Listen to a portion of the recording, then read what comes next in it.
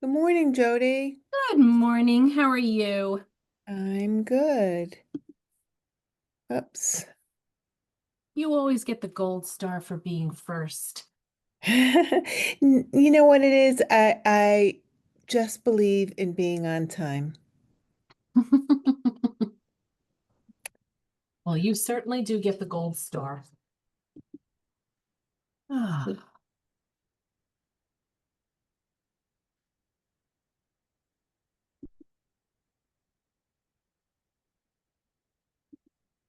You want to I start recording? I just started the recording, so you can Excellent. start your meeting. Welcome, everyone. Today, November 4th, the Policy Committee for the Western Board of Education.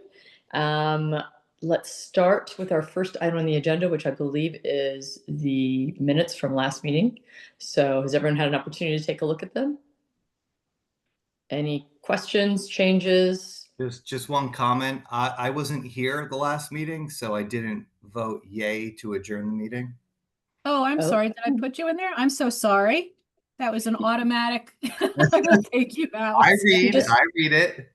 You just I have know such you a do, and I'm presence. glad you do. Perfect. I took you out. Thank you. All right, excellent. Well, Changes are made. with that change, then Michael, since you weren't there, you're right, you I have do to abstain. Yeah, Yeah, that's right. so Lisa, would you like to make a motion to I don't have accept? the motions in We front of don't, me, but we don't I have to make have a exact language in motion the to policy. approve the minutes Yep. from the October 7th, 2025 policy meeting. All right, I'll second, and then that's it. We're And good. yeah. All right, so let's just, I think we're just diving in to 39 pages of policy, right? So who's going to take the lead in this conversation then? I just have one quick question before we start. Jody, are we using Microscribe We are to? just about ready to switch over to them.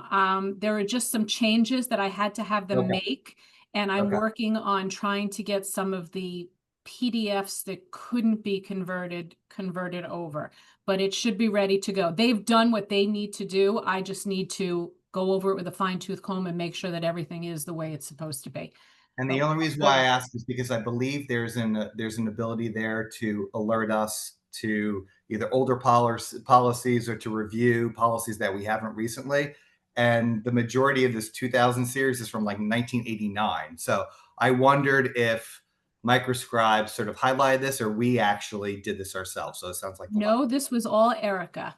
All right. Oh, really? What you're thinking of, Microscribe has something at the bottom of it where it has policy revisions. So whenever you could click on that piece of it and it would show you older policies and the new ones would be in place. But Got it. this was Erica really chomping away at the bit on some of these things, and I am so grateful. All right, Oh, let's that's do great. it. I thought it was more Jody, you were driving this because these were old policies that need to be re-entered in Yeah. anyway. So let's review them as we're doing it. So either way, Erica, would you like to take the lead here? Yes. So you have the entire 2000 series in front of you for the Weston Board of Education. Many of them are from 1989. And I thought we can just go through, read them, decide whether they require a revision or a review, or if the board feels like they are so antiquated that it could be eradicated or sunset, or we can sunset the policy. So if you don't mind, we'll just plug through. We'll start with 2000. As we plug through, Erica, my overarching, I kept going through these, and every comment for every one of these was still needed, question mark, words on a page without saying anything. And is this stated in another policy? So I guess sort of as we go through these, they're so sort of broad. A, do we need them? And B, are they covered someplace else? I don't know. And They are why were they they're not created in the first required. place? No? They're not required, no. And because Julie has done a lot of work around job descriptions, and there is a very good statement at the bottom of most job descriptions and any other duties or responsibilities as assigned by the superintendent or the designee. I do feel like a lot of these are very antiquated. They use words like to the management team concept. I don't know how that's defined or what that is. You should know it would be perfectly fine to sunset these if you don't believe that they're applicable, as they are not required by law. And I do believe it's represented in other places throughout our work, and spaces throughout our departments in district. And to Makes sense. piggyback on that, some of the other DERGs that I have perused their policies, most of them do not have these policies anymore. They've gotten rid of them, except for the policy regarding retention of electronic records. The majority of these things are not on other districts' websites. Yeah, and if you think about everything we have in place, right? We have a PDEC learning committee for professional development. We have an approved state evaluation plan for supervision and evaluation. We have Julie in HR who manages job descriptions, assignments, duties, responsibilities. If you start looking at some of this language, it really is covered in other aspects of our work throughout the district. And, you know, is it necessary to have a policy with 2 sentences on a piece of paper? I don't know. I leave that to your discretion. So policy 2000, concepts and roles in administration. If you read this, it's very much just the superintendent directing and coordinating administrative staff and implementing, you know, vision, mission. Doesn't even talk about that. It says educational philosophy. And at the bottom, developing good working relationships. Hmm. So, in my opinion, this isn't really necessary. It's covered in a lot of other spaces, and if the board's amenable, we could sunset it. I would be fine with that. I mean, it also seems like common sense, to be honest with you. Correct. Thank you. All right, policy 2100, staff organization. I mean, this is one of the primary functions of the superintendent, and in collaboration with the HR department. I don't think this is actually necessary. This is just an essential responsibility of the position itself. Okay. I agree. So Michael, yeah. No, look, I'm all for getting rid of policies where we can, and then just making sure the policies we have in effect are, you know, as detailed and as accurate as can be. And if this is just going to take up space, and again, these feel very broad, and I think we've sort of evolved from some of this language. So I'm in agreement. okay. So how about 2121?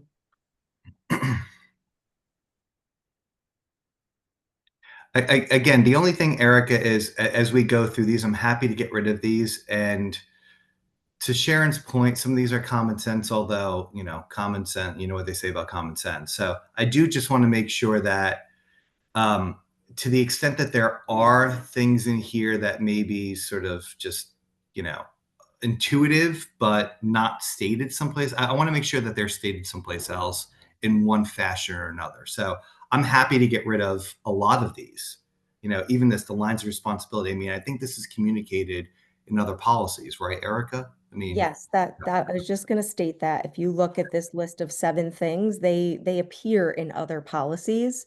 right. And number 3, And the they staff appear in member- other policies better. These are Right. these Yeah. are Right. old and outdated. Mhm. Okay. Yeah, so if you look at 1 through 7, you probably are familiar with the other policies that they're associated with. And like number 3, I reference job descriptions. Tell each member of the staff to whom she is responsible and for what functions. So I'm just 2121. curious.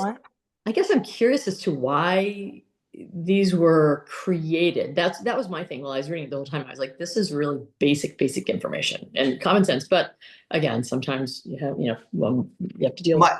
But Yeah, my only why? thought, Sharon, to that was, and Erica or Elisa can chime in here, but my only thought was, as I was reading these, that there was nothing formally stated before, and so they felt like they had to put something down, but it's not very descriptive or prescriptive. Like, it's just words on a page. I mean, Right. Yeah, I was just like, are they covering their backsides? Right. It didn't Right. make sense to me. So, all right. Well, if nobody thinks that, if everyone agrees that it's just extra because it's already stated elsewhere or just not necessary, then I'm fine with getting rid of this one too. Me too. What, 2121 or 2130? That was 21. 21, 21. 21. Okay, But I'm perfect. looking at 2130 and that's like ridiculous. I think we need to expand on that and make it 16 pages. No, I'm joking. I think it's silly, like gone. Job descriptions are. Yeah. Yeah. And maybe it wasn't standard practice back then. I don't know, but now that is very much standard practice. Yeah. Yeah. All right, so 2130 we can sunset. 2131.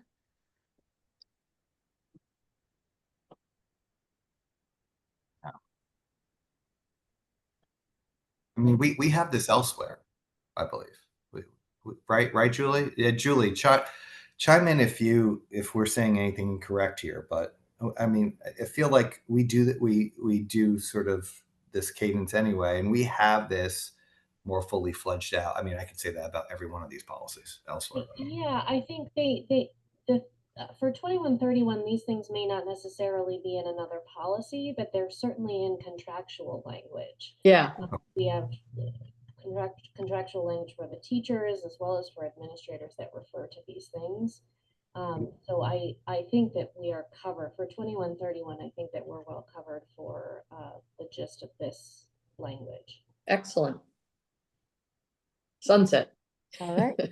So, 21. Yes. okay. No, I just thought I answered my own question. Okay. 2132. Principles. Same thing. That one actually was kind of like, what? Agreed. Okay. And 2210. That one actually, we need to have that stated somewhere. Correct. So this was, I'm glad you said that. I think this is one where it could be a review. I don't even know that any language has to change at this point, but it's just determining administrative leeway in the absence of the Board of Education policy. So that I would be able to take action if needed, as well as inform the board of the action taken. I actually think that this is an important policy to leave in place, just in case, because, you know, we can't anticipate every issue in all of our policies. We try to, but there will inevitably be something that comes up, a new something that we need to have, I think, this sort of leeway for you, Erica. Yeah. No, So- I agree. I guess There will be instances where something will surface and I will need to take action and or flex around a situation. And then I would let the board know. The only thing that I'm questioning is the decision shall be subject to review by the Board of Education at its next regular meeting. Like a month later. I mean, Yeah. Well, I would say if we leave this in, if this isn't stated anywhere else, then Sharon, it's a good point, and I agree with you. We need to leave it in, but I would then assume that the next step here is to review the language and adjust or expand upon it. Right. my thoughts on the language on this, Michael, I don't disagree, but the only concern I have with the language is the more we tighten it up, the less leeway she's going to have. And since these are for unanticipated issues, I think we need to be rather open with the language so that it can be addressed and taken care of, and there's not having to have an emergency board meeting to address it. Not opposed to that at all. I guess even Erica, you have a question about sort of even the last sentence there. And so should we just take this to be reviewed, and then, you know, any language updates or concerns, Erica, that you have to this language, may we review the next meeting? I don't know. Or we can talk about it now. It's up to you. Well, we can talk about it now. Yeah. Erica, Yeah. if you have any ideas. My only concern was sort of that the second half of the last sentence relative to the next regular meeting. That seemed a little strange to me, but what I'm gonna do is But if you can just take out the language at the next regular meeting. So if you put subject to review by the Board of Ed, it can be at an emergency meeting. Yeah. It can be at one of the committee meetings. I mean, at that point, okay, it's got to be reviewed, but there's you know, many, you can choose the way it's reviewed. Yeah, I I'm pulling up a wonder- model policy. It is literally 2 sentences long for 2210, and it reads, in cases where emergency action is required within the school system and where the Board of Education has provided no guidelines for administrative action, the superintendent shall have the authority to act. It shall be the duty of the superintendent to inform the Board of Education promptly of such action and of the need for possible additional policies or revision of existing policies related to the issue causing such concern. And that's it. I think that actually I think sounds that's great. perfect. Yeah. So should we just Perfect. take this out and put Yep. that back, and then we'll send it to the board for review at the November meeting? I will Yep. strike through the existing language, add the new language that I just read to you as a possible revision for the next board meeting. Yeah. Michael, are you okay with that? Yeah, I'm fine with that. Okay. Okay. We're pretty easy, Erica. You are. Thank you. All right, what's next? 2220.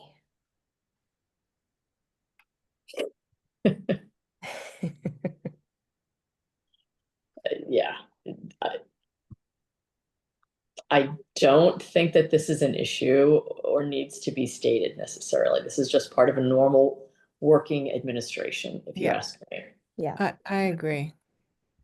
I think we can Eliminate, do without it. Yeah, sunset. okay. let's sunset it. Is that okay with you, Michael? Sure. Yeah. That Okay. works. Yep. Thanks. 22. 2231.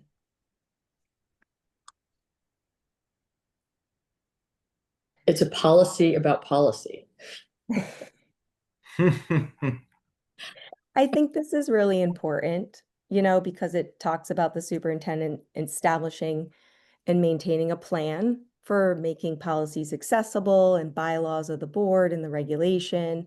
It defines what policies actually are and what regulations actually are and what the bylaws are. I think I can clean up the language a little bit with a model policy. My question is, does there need to be a policy about what the policies are, or is this something that should just basically be in the handbook, the HR manual handbook? I don't know. I think, Hmm. I think what's particularly important about this is the section on regulations. Okay. Because the regulations are the things that really guide administrators in how they are responding to certain situations. And often there is, I think, confusion sometimes for people who are just looking at our policies and sort of wondering what's the difference between the policy and the regulation. So I think that section in particular is pretty helpful in spelling out the purpose of the regulations that are attached to many of the policies. So I would agree. I think this is something to consider keeping, but perhaps revising. Okay. I have no Yeah. problem with that. I think it needs revising too, to make it clearer. Sure. So the language can be understood by everyone. Yes, I have a model policy. It just includes a little bit more updated language, and it is, as you suggested, Lisa, a little bit more clear. But I do think that this is an important policy to maintain. Okay. So I will bring back a revision on that one. And then 2250.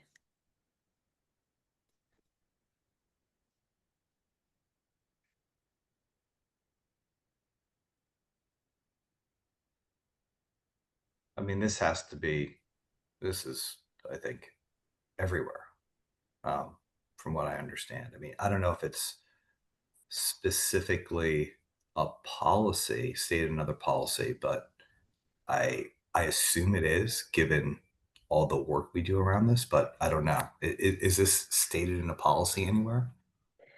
I think it's spread out and included in a lot of different Yeah. policies, right?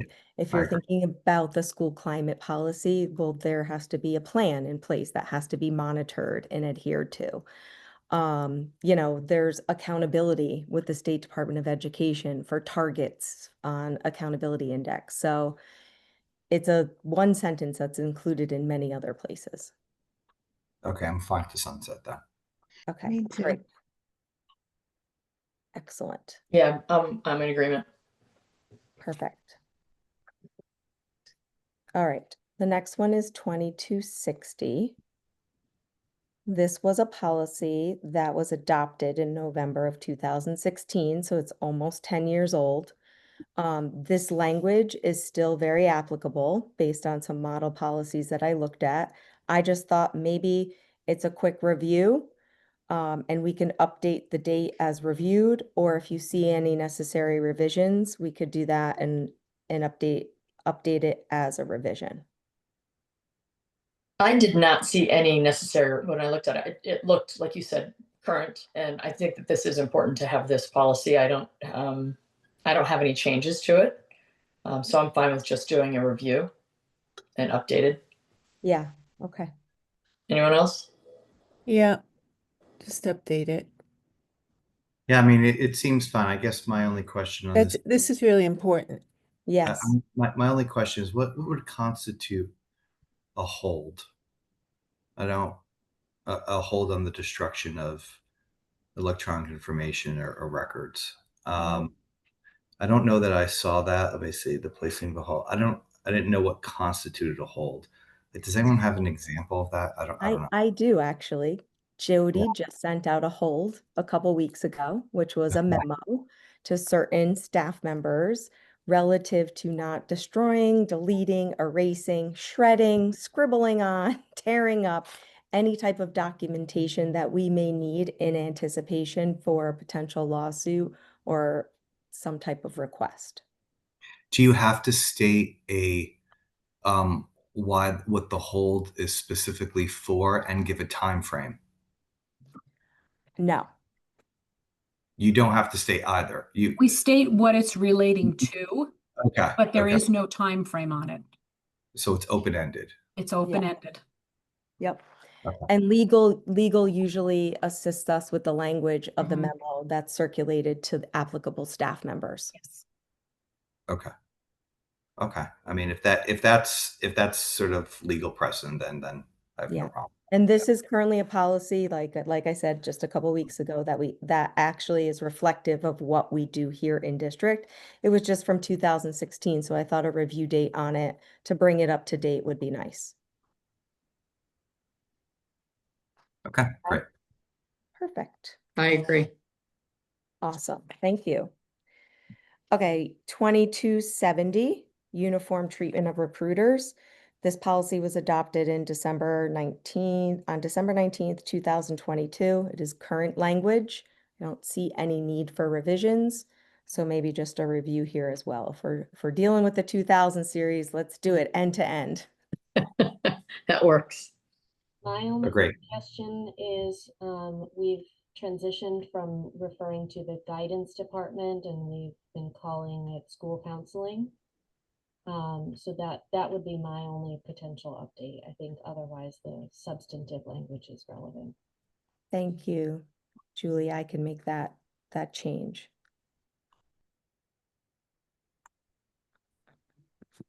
So that would be a revision. Any other thoughts on that? Nothing here.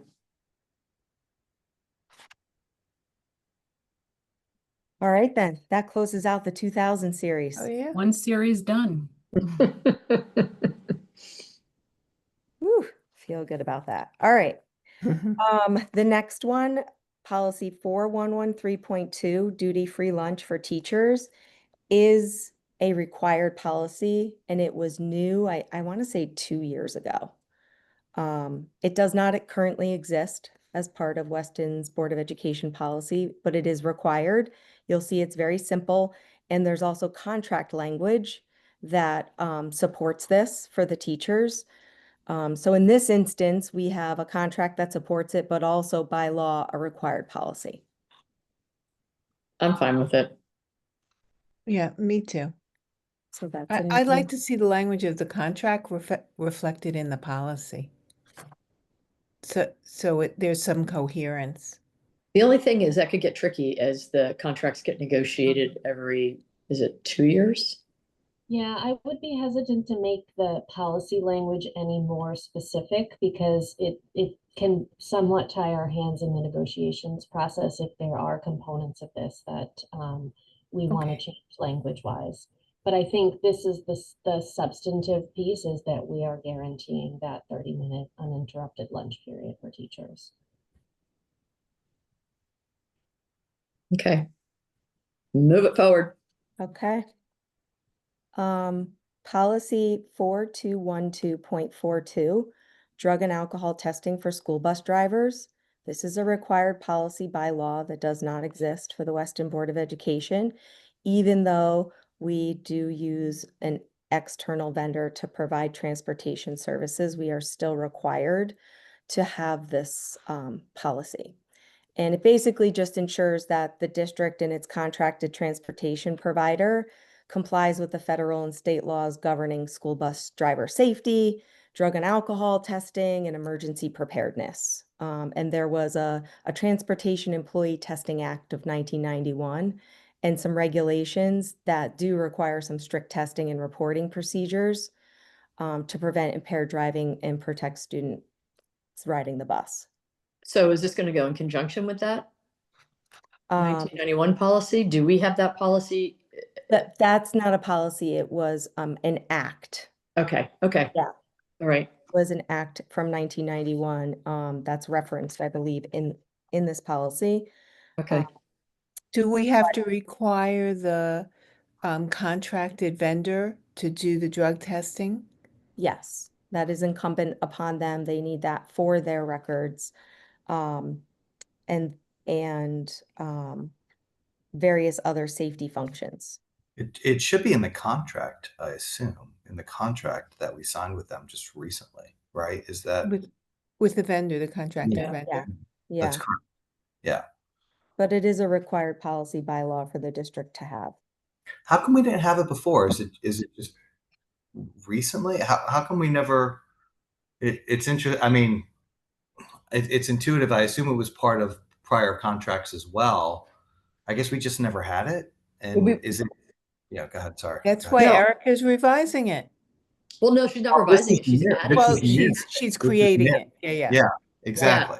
I think that we felt that we were covered through our, my guess is, I could be mistaken, we felt as if we were covered through our contractual agreement with the Sure. third party. But at the same time, I think it's important for us to have this policy too. So Yeah.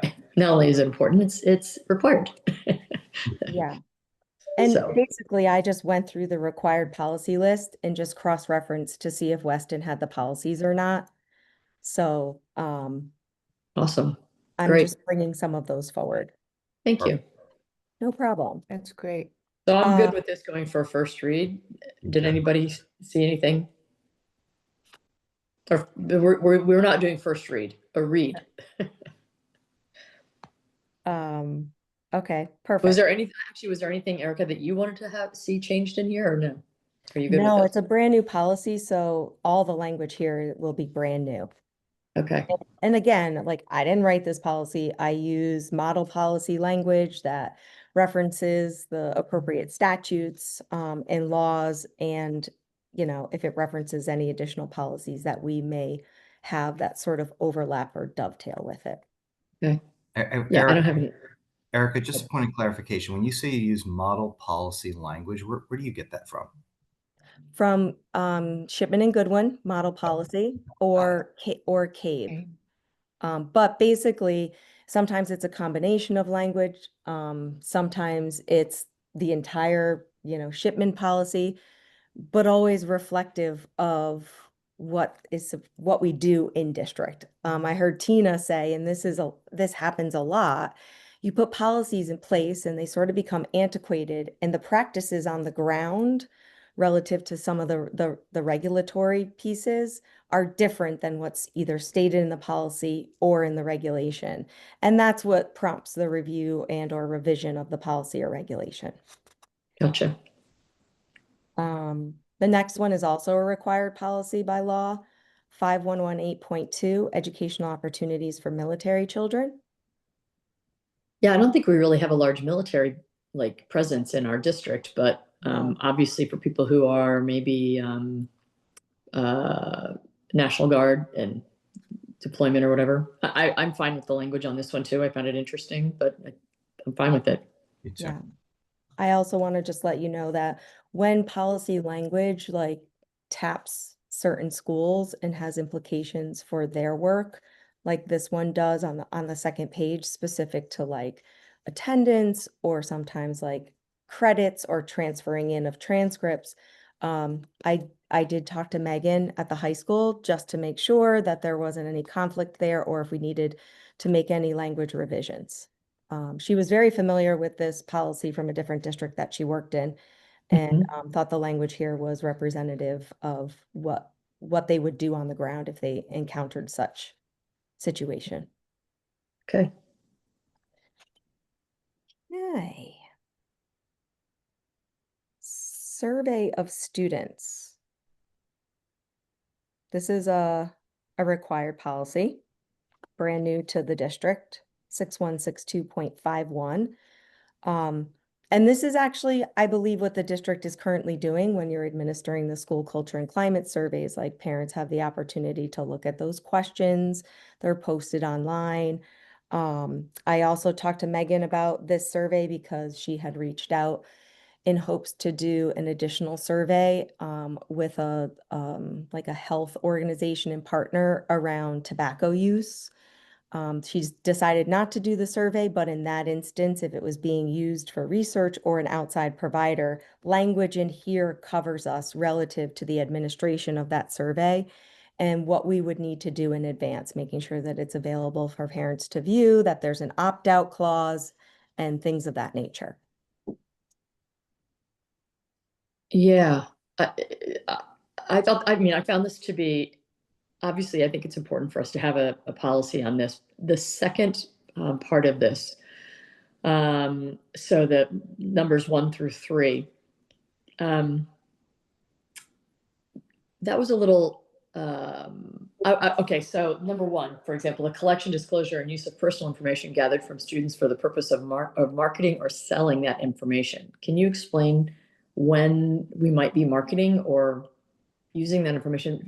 We would never, I would not assume that our district would ever sell the information from our students. No. So explain to me what that means. No, that is just a safeguard there so that like the collection, disclosure, and use of personal information gathered from students for the purpose of marketing or selling that information. This does not apply to the collection, disclosure, or use of personal information collected from students for the exclusive purpose of developing, evaluating, or providing educational products or services for, or to its students, such as, and then the below are the components of that: college or other post-secondary education recruitment or military recruitment, book clubs, curriculum and instruction materials, tests and assessments, recognition programs, and the sale of products or services to raise funds for school-related activities. So to me, this language is protecting the district from being able to do that through the administration of surveys. I mean, that's how I read it and interpreted it. Okay. I had to read it twice too, Sharon, as well. Yeah. I'm kind of Because like, the first sentence is one thing, and then the second sentence is this does not apply to the following. yeah, Yeah, it's not super clear. no, it's not. Is there any way that we can tighten that up at all? Or, I mean, Sure. Yeah, absolutely. So the section number 1, that's mostly where you want to tighten up the language. yeah, it just is the first 2 sentences, or the whole section. Yeah. The first sentence, almost, it's in conflict with the second sentence. Okay. Because I'm not quite sure the collection, disclosure, and use of personal information gathered from students for the purpose of marketing or selling that information. So again, I think for me, the biggest issue that I have is for the purpose of marketing or selling that information. And then it says that it doesn't apply to the collection, disclosure, use of personal information collected for these purposes. Yeah. So Let's see if we can tighten that up a little bit so that it's clear. Let me go back and look at some other model language and see if I can do a revision there. Okay. Yeah, because That Eric, reads very what clear. happens is it's the second sentence in the prior paragraph that says, the notification must explain, they have the right to opt out in the following activities. And then you list an activity and then you say this does not apply to these other activities. Mm-hmm. So if we can tighten that up so we exactly know which activities, and maybe it's listing, 1, 2, 3, and then starting a second paragraph and saying this does not apply to the collection, disclosure, or whatever of these. Separate. Gotcha. Yeah, because right now it's nested in the In there. language. Yeah. Yeah, it's confusing. Yeah. Additionally, number 3, the administration of any non-emergency invasive physical Yeah. examination. I was like, oh my Yes. God, what is going on? Pretty descriptive. It's very intense language. I know. I'm But actually glad they define invasive physical examination. at below. what point in time would that actually occur in the district is my question. I mean, that could be a Q-tip in someone's ear. I mean, let's be honest. Like extending that out. That was just like, what? A Q-tip in someone's ear I can into the handle, but the body? rest of it I'm nervous on. Yeah. Let's see if we can, let me look at a couple of other models. If you're nervous about the language, then something isn't right here. So let me look at a couple other models and see if I can massage the language so it still meets the statutory requirements, but Yeah, it's not exactly. so explicit. Yeah, because I'm kind of like, I don't ever want invasive physical examination to occur in the schools. No.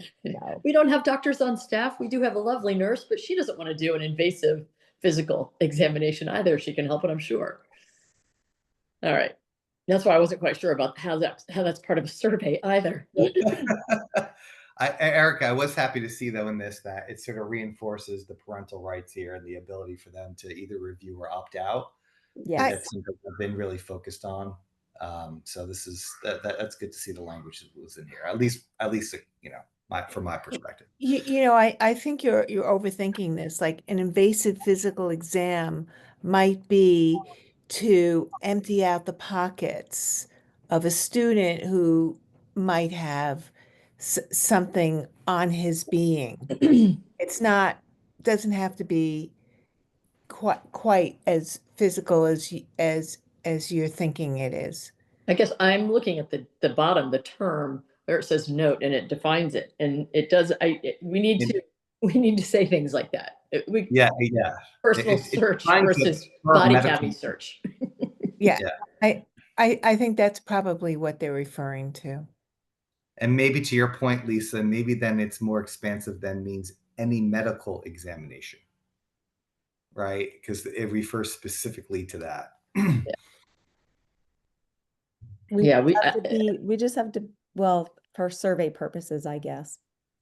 This is going to be questioned a lot, I think, by the rest of the board. Yeah. So let's just clean it up. I was just looking quickly at some of our neighbors' versions of this policy, and it looks like there are a lot of people who have strayed somewhat from the model policies. So I would agree. I think we can kind of do our homework around what we think are the most critical components and how to best phrase that so that it's clear what we're talking about, because this is very dense language. Yes. All right. We'll continue working on that one. All right. And now on to a lighter subject. Bloodborne pathogens. Oh my gosh. 3516.4. This is the bloodborne pathogens policy that currently exists. It was adopted on May 17th, 1993. So we're just looking for a quick review here. Are we looking for a review or are we looking to replace it? Oh, no. Yeah, replacing it with all of the red. The red is a regulation, actually. Oh.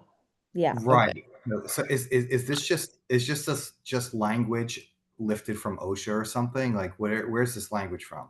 Yes, this is from Okay. the regulation as part of the model policies that I was looking at. And the regulation you see, there's a very old regulation. Hmm. Is it included in the board packet, Jody? Do, The do only we- thing we have is, we have the one from 1993, the basic, just a simple The policy. policy. So that's an Do- existing policy right now for Weston. It was last adopted on May 17th, 1993. This, I believe this policy is fine Yeah. as policies go.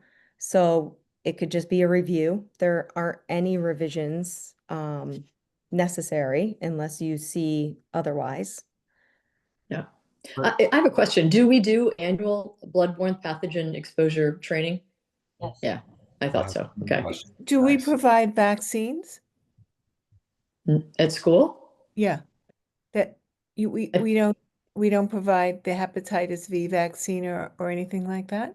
I think the only vaccine that we ever offered was during COVID.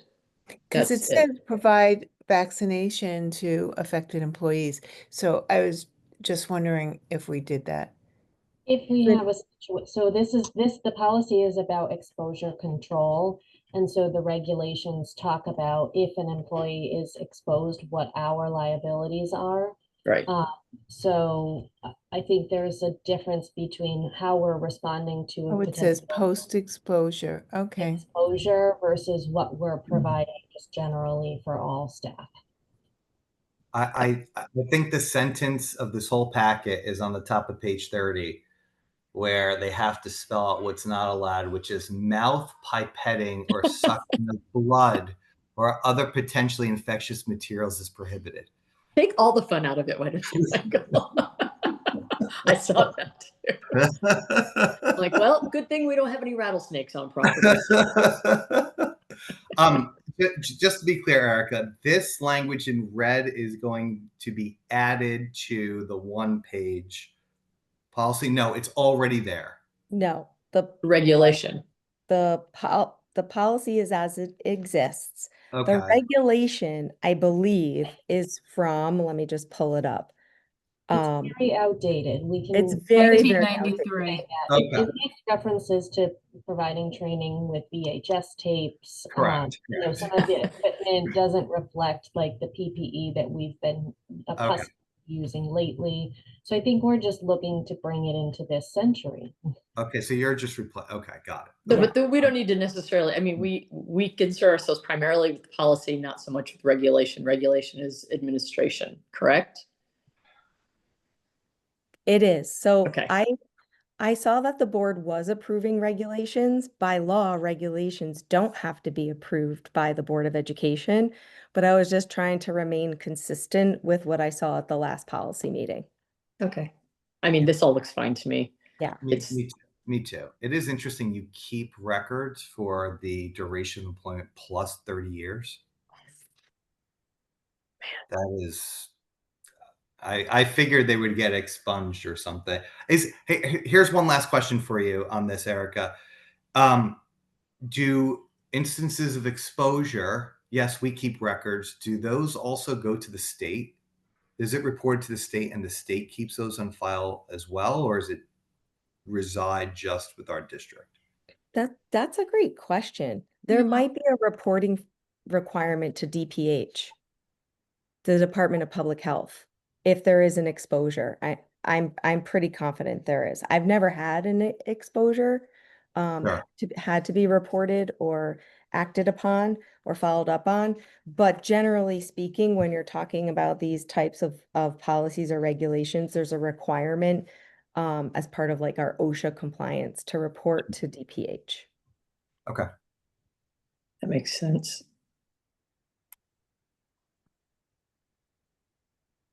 All right. So there is a very old regulation. It's not in your packet. This regulation, all in red, for the bloodborne pathogens exposure control plan will replace the very antiquated existing regulation. Okay. Okay. Mm-hmm. Okay. And then 3517 is just a revision, security of buildings and grounds. This policy was pretty short and succinct, so we just sort of like expanded it a little bit and referenced the statutes associated with each one of the actions and or the guidance. Looked good And- to me. Michael, it's on you. That's your committee.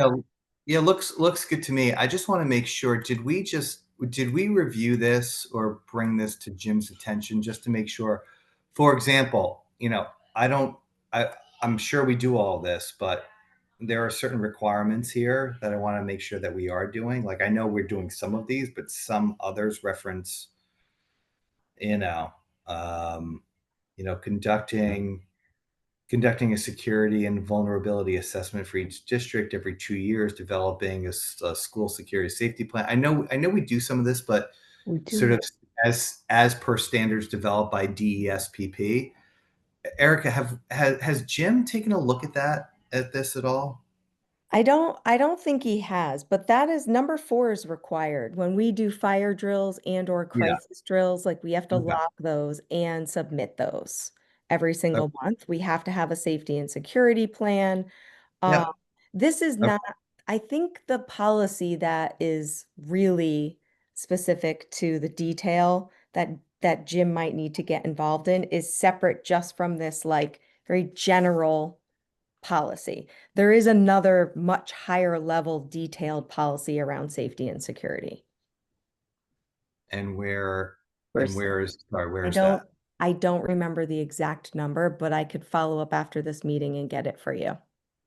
Yeah, I wonder if we just have, I would just love Jim. I just want to make sure. Look, I know we do the majority of all of this and more, right? I just want to make sure that he's like, he's just had a once over on this. And said, Sure. yep, just to confirm it. Yep, I can do that. If you could do that, that would be great. I appreciate it. Thank you. Absolutely, definitely.